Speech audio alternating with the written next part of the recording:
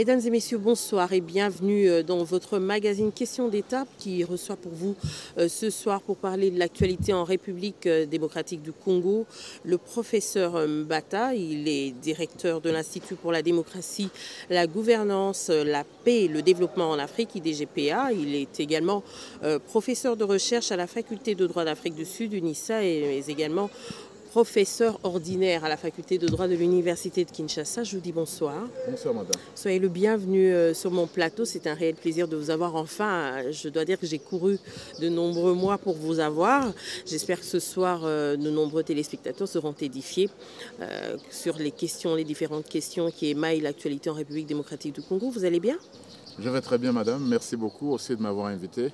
Et j'aime particulièrement le titre de votre émission Questions d'État. Compte tenu de l'importance de l'État et dans l'environnement politique et social de toute société humaine, c'est donc un titre assez important et il faut vous féliciter d'avoir choisi cette émission comme titre. Merci. Est-ce qu'aujourd'hui, justement, en rapport avec ça, pensez-vous qu'il y a encore des hommes d'État en République démocratique du Congo? Bon, c'est une question importante qu'il faut peut-être poser aux hommes d'État eux-mêmes, ou ceux qui se disent hommes d'État. Mais peut-être, on aurait pu commencer. Qu'est-ce que c'est qu'un homme d'État?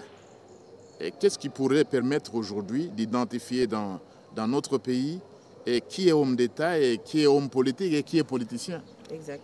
Il y a un chercheur américain qui, je crois qu'il donnait une identification assez importante. Parce que lui disait, vous savez, le politicien, lui, s'occupe des élections à venir.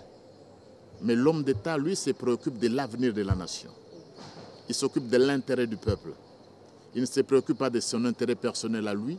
Il ne se préoccupe pas de l'intérêt de son parti politique, de sa famille politique. Non. Il pense plutôt à la société. Il pense à l'État comme une société globale. Voilà un peu ce qui peut faire. Je pourrais peut-être donner ce critère-là. C'est à vous-même alors de choisir, d'identifier. Mais je ne pense pas qu'il y ait beaucoup d'hommes d'État dans ce pays.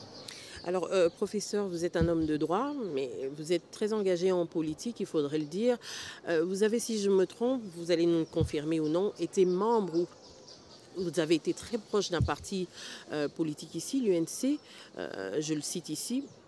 Êtes-vous encore de la partie? Bon, maintenant, essentiellement, je préfère me consacrer à l'Institut que je fais.